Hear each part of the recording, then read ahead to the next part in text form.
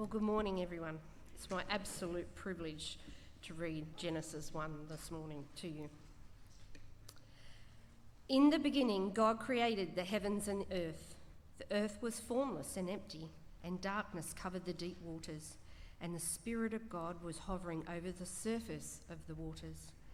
Then God said, "Let there be light," and there was light. God saw that the light was good, and he separated the light from the darkness. God called the light day, and the darkness night.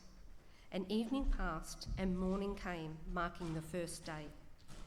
Then God said, "Let there be a space between the waters to separate the waters of the heavens from the waters of the earth." And that was what happened. God made this space to separate the waters of the earth from the waters of the heaven. God called the space sky. And evening passed, and morning came, marking the second day. Then God said, "Let the waters beneath the sky flow together into one place, so dry ground may appear." And that is what happened. God called the dry ground land, and the waters seas. And God saw that it was good.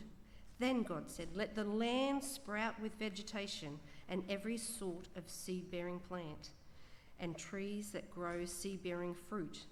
These seeds will then produce the kinds of plants and trees from which they came." And that is what happened. The land produced vegetation, all sorts of seed-bearing plants and trees with seed-bearing fruit. Then seeds produced plants and trees of the same kind. And God saw that it was good. And evening passed, and morning came, marking the third day. Then God said, "Let lights appear in the sky to separate the day from the night. Let them be signs to mark the seasons, days, and years.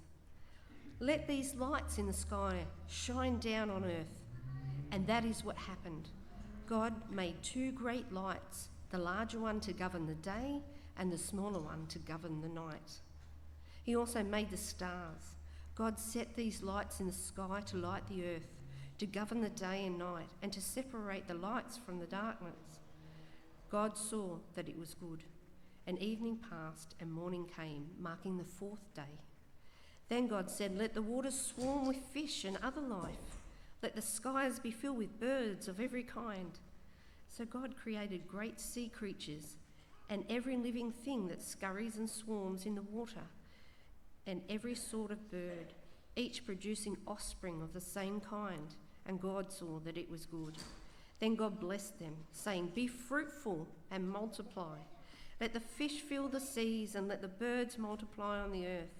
And evening passed, and morning came, marking the fifth day. Then God said, "Let the earth produce every sort of animal, each producing offspring of the same kind, livestock, small animals that scurry along the ground, and wild animals." And that is what happened. God made all sorts of wild animals, livestock and small animals, each able to produce offspring of the same kind. And God saw that it was good. And God said, "Let us make human beings in our image, to be like us. They will reign over the fish in the sea, the birds in the sky, the livestock, all the wild animals on the earth, and the small animals that scurry along the ground." So God created human beings in his own image. In the image of God, he created them. Male and female, he created them. Then God blessed them and said, "Be fruitful and multiply. Fill the earth and govern it.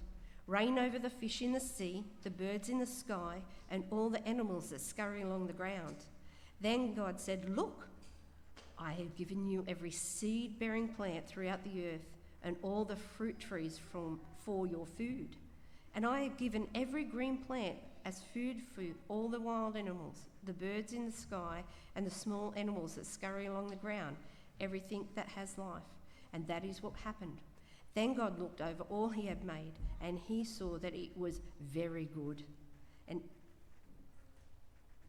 And evening passed, and morning came, marking the sixth day. And this is God's word.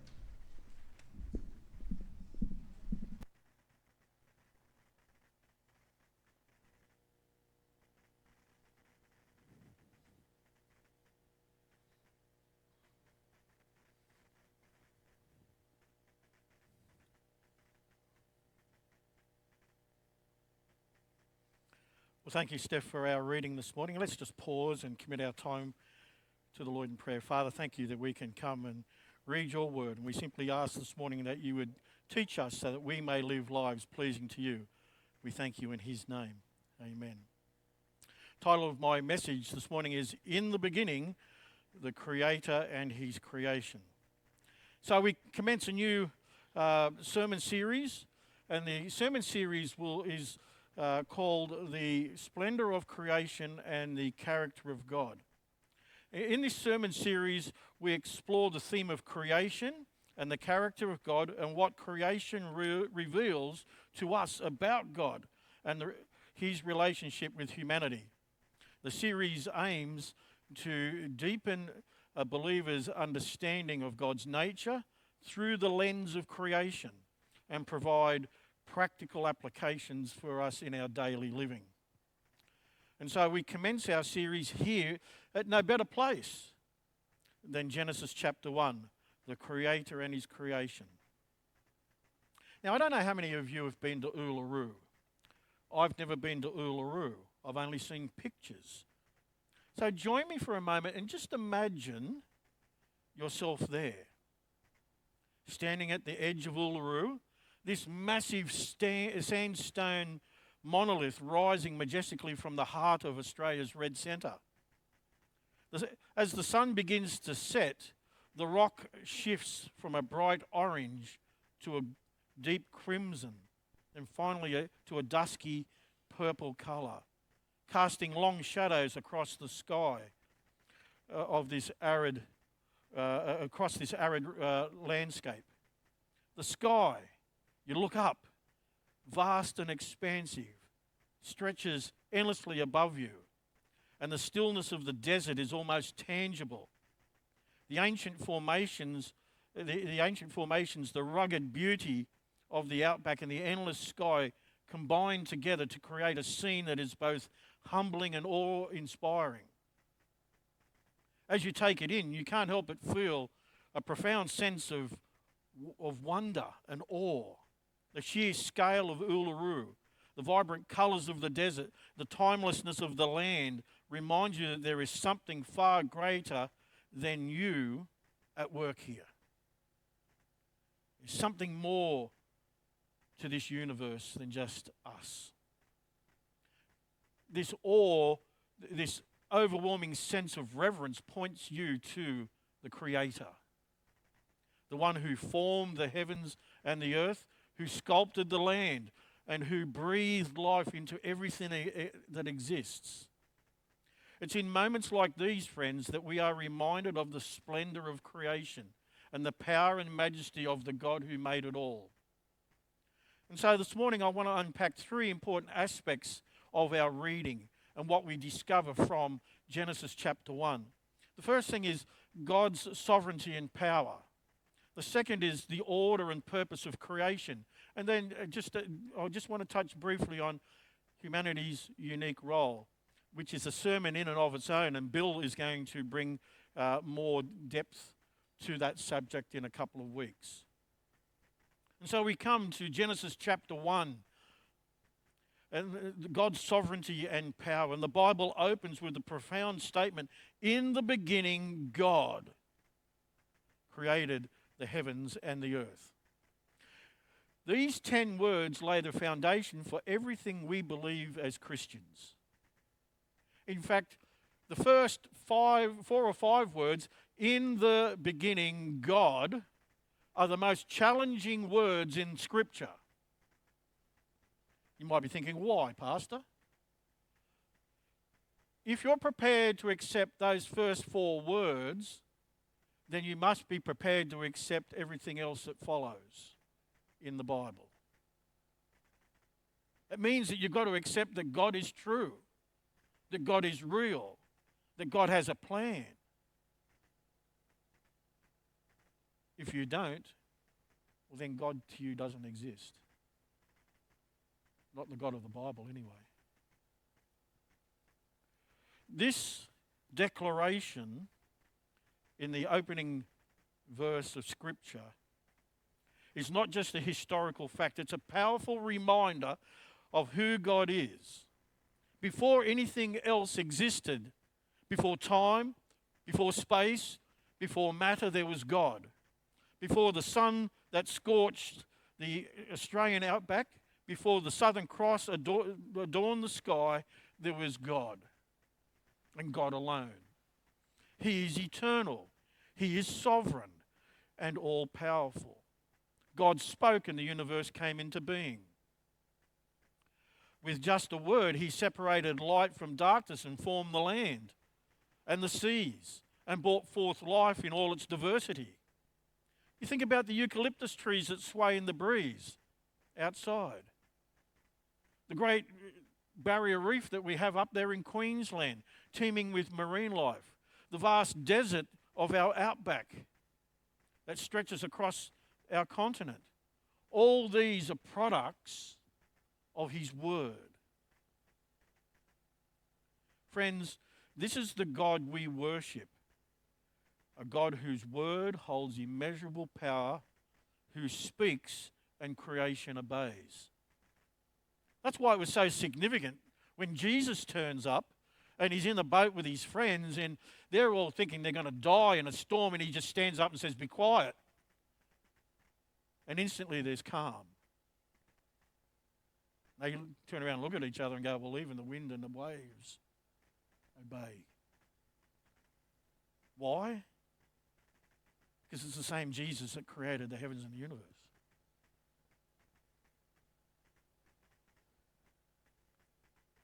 This is the God who we worship.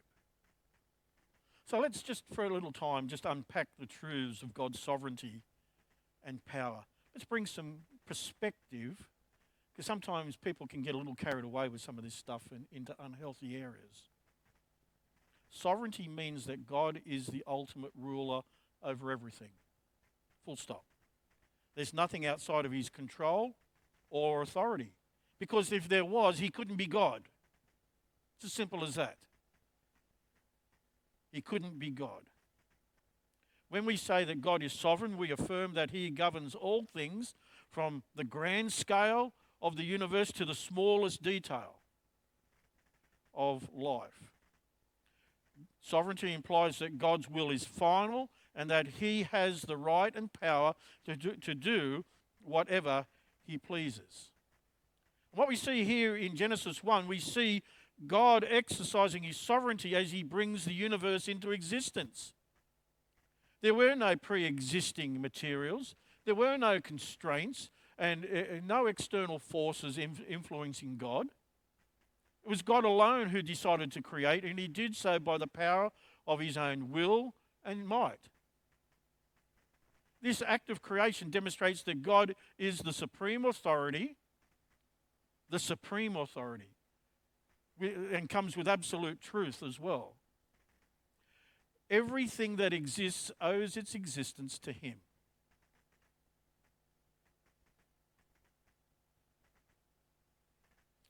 God's power is his ability to execute his will. It's the force behind his sovereignty. When God speaks, things happen. In Genesis 1, we repeatedly see the phrase, "and God said," "and God said," "and God said." And after God said, we see creation.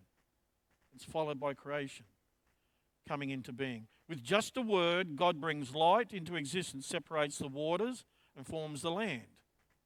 Very simple, very easy, very straightforward to understand. His power is not limited by anything. God cannot be limited. It is absolute and effective. His creative power is a direct expression of God's omnipotence. Now let's be clear. God doesn't struggle. You know how sometimes, like we sit down with the kids at the school and all that, and they say, "You need to draw a picture of something." And they go, "Oh, what are we going to draw a picture of? And how am I going to draw a picture of this?" Well, it's not like that with God. God does not struggle to create. He does not need to toil. So it's not hard work for God. He's not up there sweating away thinking, "Oh, what am I going to do next?" No, that's not God. Not at all. He simply speaks and the universe is formed.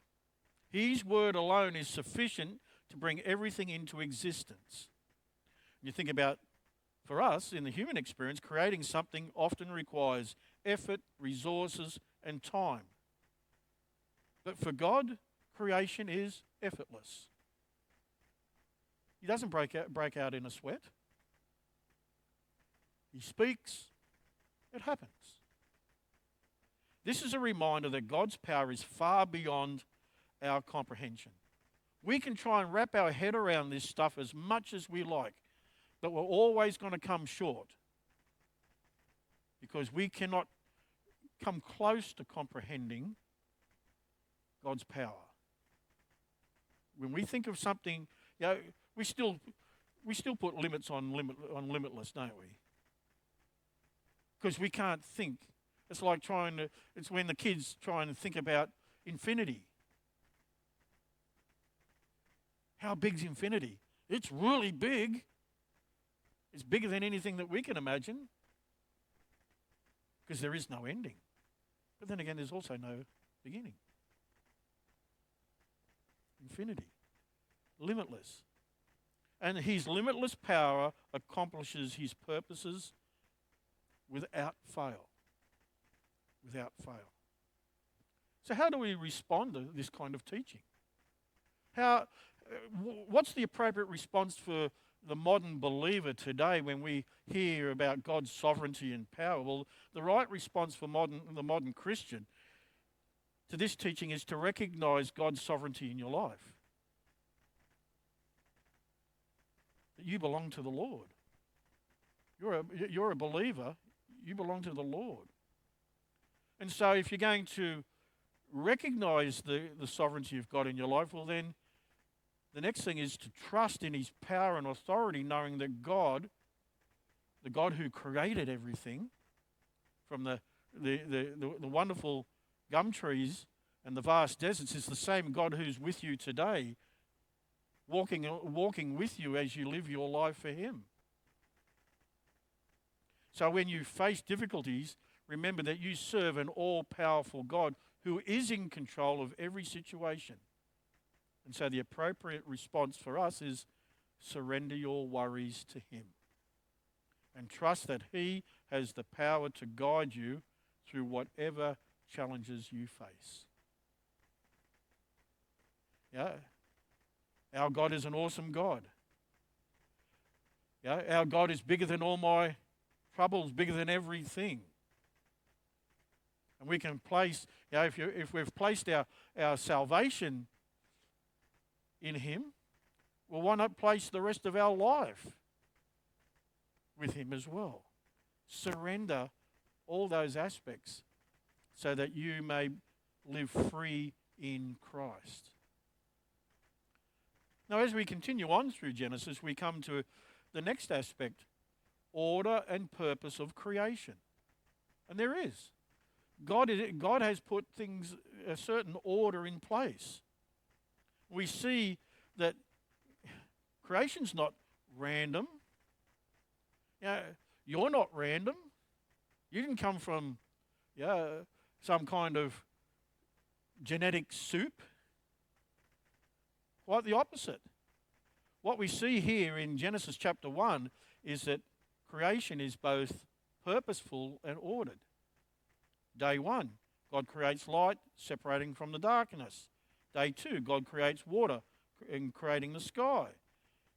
Day 3, God gathers the waters to dry land and brings forth vegetation. Day 4, God places lights in the sky, the sun, the moon, the stars to govern the day and the night. Day 5, God fills the waters with fish and the sky with birds. Day 6, God creates land animals and finally humanity. And what you see here is in this account of Genesis is that each day builds on the previous one, showing that a progress from formlessness and an empty earth, as described in Genesis 1 verse 2, to a world teeming with life and beauty. God is a God of order. This methodical approach reflects God's character. We learn so much more. If we dig into God's word, we learn so much about who he is, and we understand what he's about. God is a God of order. He didn't haphazardly throw the universe together. He didn't kind of just start things off and walk back and just go, sort it out amongst yourself, guys. He carefully crafted creation with precision and purpose. If you track through Scripture, everything has precision and purpose. The way everything knits together, God's unfolding plan, his redemptive plan. Just the detail is amazing. Then you think about for a moment Australia's Great Barrier Reef. It's a marvel of complexity and beauty, home to thousands of species of fish and coral and marine life. It just didn't just happen. It just didn't just make itself. Each organism plays a vital role in the ecosystem, contributing to the health and the balance of the reef. The reef's very existence is a testimony to God's creativity and his attention to detail. So it's a marvel. And you see those shows on the TV and they marvel at the creation, but they forget about the creator. Rather than deny God, embrace God as the creator. Because how can something like that just be random? Our God is an awesome God. In the same way, you think about the order and the rhythm of the seasons, from the scorching heat of an Australian summer and to the refreshing rains and the cold of winter. All has God's design on it. God's creation reflects his character as a God of order and purpose. He is not a God of confusion or chaos. And just as he ordered the universe, he has a purpose for each of our lives. You know, that's so true. That is so true. And I'm sure there are plenty of people in this room who would stand up and testify to the fact that God has a plan for their lives and they can see it. It's not always clear at each step, but as you look back, you can see God's hand upon you, guiding you, showing you where to go and what he has a plan for you. I've got to tell you a quick story. This week was an amazing week, but I started the day off the other day and I'd forgotten to take my drink with me.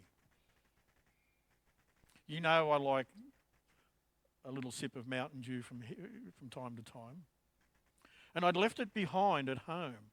And I was thinking, what am I going to do? Like, I was short of time, and anyway, so I thought, I'll send Stephanie a text message. Please bring my bottle of Mountain Dew to school. Text message comes back. Sorry, I'm halfway to Mum's. What am I going to do? Well, I said, Lord, I need your help. I need a drink of... Anyway, be careful what you ask for. So, I goes down to one of the classrooms, and it was Staff Appreciation Week this week. And I was handed a bag. And guess what was inside a bag? No, it wasn't Mountain Dew, but it was a drink. And so God provided for me a bottle of creaming soda instead of Mountain Dew, and I didn't have to panic any longer. The Lord provided for me. And so the Lord, he thought probably best to get Shane off the Mountain Dew for a day or two, and gave me something else. But there you go. The Lord was certainly demonstrating to me that he has a plan for my life. So God is a God of order He's a God of purpose, not of confusion, of chaos. And it's true. He has a plan for you and I. He has placed us in specific times, places, and circumstances for a reason. And you know, sometimes you don't understand why. You know, I look back at my life and there's times I'm thinking, what are you doing, Lord? And then it just becomes clear. And so we need to be looking and understanding. We need to be sensitive and alert. Our lives are not accidents. And if you ever felt that you're an accident, can I just say to you, friend, you are no accident. No, God does not have accidents. We are intentional acts of a purposeful God. You're here because God wants you here. You're even here today at church because God has planned for you to be here, to hear this message. So how do we respond to these kind of truths? We live in an age where people have become very cynical about things. So can I suggest for you as a believer that you never, ever, ever, ever, ever lose the sense of awe and wonder about creation and life that points you to God. Never lose that. Never become so cynical that you stop seeing the hand of God at work around you. Take time to marvel at the beauty of the world around us as a reflection of God's glory and craftsmanship. And when life feels chaotic or uncertain, remember that the same God who ordered the stars in the southern hemisphere and set the tides in the ocean is at work in your life. Trust that He has a purpose for you, even in the midst of confusion. Seek His will and align your life with His order. Spend time in His Word, which provides the blueprint for a life that honors Him. Now we come to the last couple of verses which deal with humanity in Genesis chapter 1. And in Genesis 1, 26 to 28, humanity is described as the pinnacle of God's creation, uniquely made in His image and given dominion over the earth. Now, there'll be much more to come on this topic in the weeks that follow this message. But let me just preview by saying this. Being made in the image of God is an incredible honor and responsibility. It means that we are unique among all of God's creation. We are not just another animal. No. Just as the red kangaroo is uniquely suited to the Australian outback and koalas to gum trees, we too have been uniquely created to reflect God's character and to fulfill His purpose. We have the ability to think, to create, to love, and to have a relationship with our Creator. We are also called to be stewards of the earth, to care for God's creation, using the earth's resources wisely and not wastefully or abusively. But most importantly, we're called to reflect His image in the way that we live. As I said, Bill's going to talk more about this in a couple of weeks' time. But the appropriate response as modern Christians is to embrace your identity. Don't be ashamed of the fact that you've been made in God's image. Let this truth shape your self-worth. Now, I come across a lot of people who sadly have very poor self-images. And a lot of it is to do with abuse and other things that have happened. think of yourself as someone who has been made in the image of God. What that means. Recognize the value of every person you encounter.